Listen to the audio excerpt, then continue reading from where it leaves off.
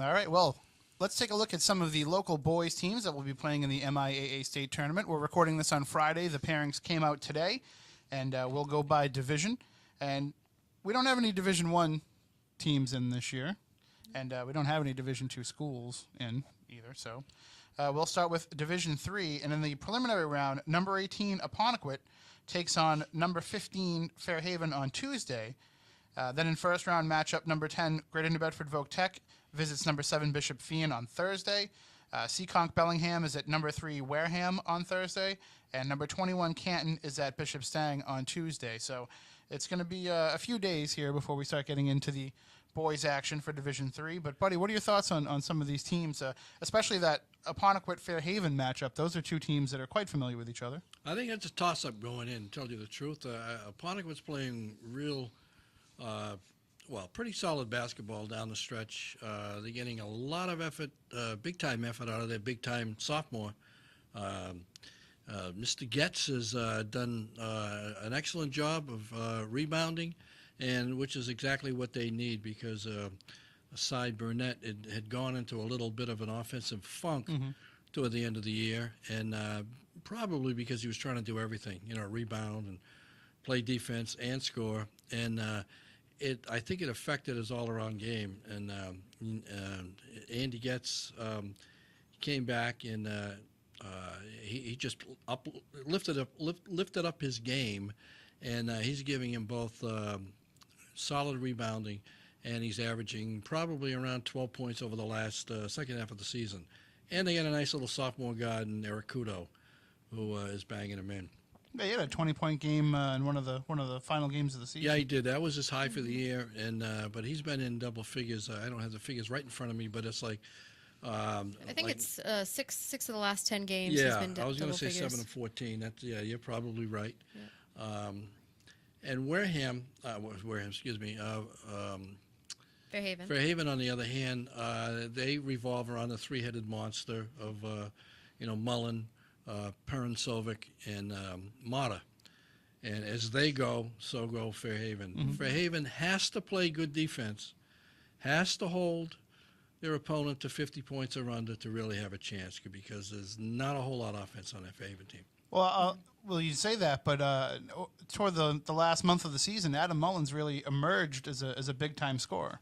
He has, and he's leading the team in scoring.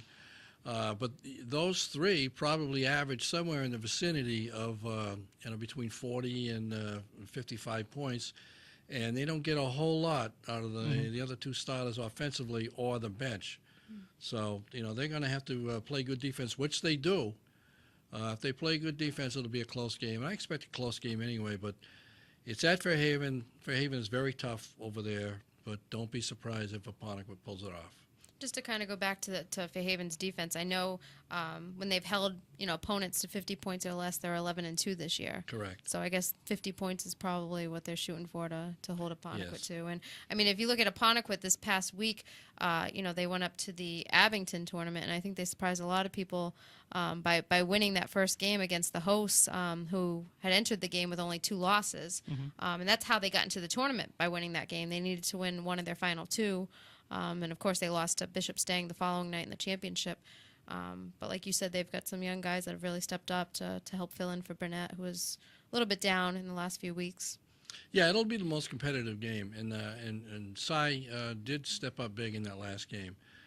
So maybe he's coming around a little bit. But, again, the whole key, as far as I'm concerned, is Mr. Getz.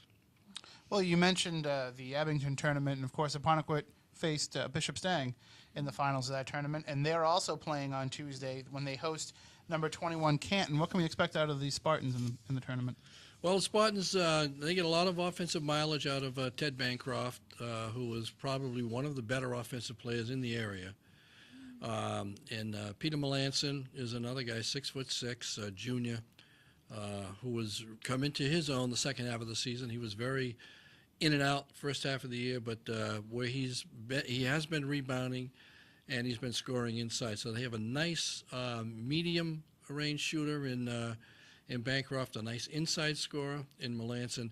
They have to get something out of their guards. They had gotten relatively nothing over the second half of the season, In the last 2 games, however, the three players, Early, Roy, and what's the other name? Diedrich, have come up big. Diedrich at 15, which was his high for the season in the title game in Abington. And if they get any kind of scoring from their guards to complement the 2 guys up front, they could go 1 or 2 games into the tournament, I think.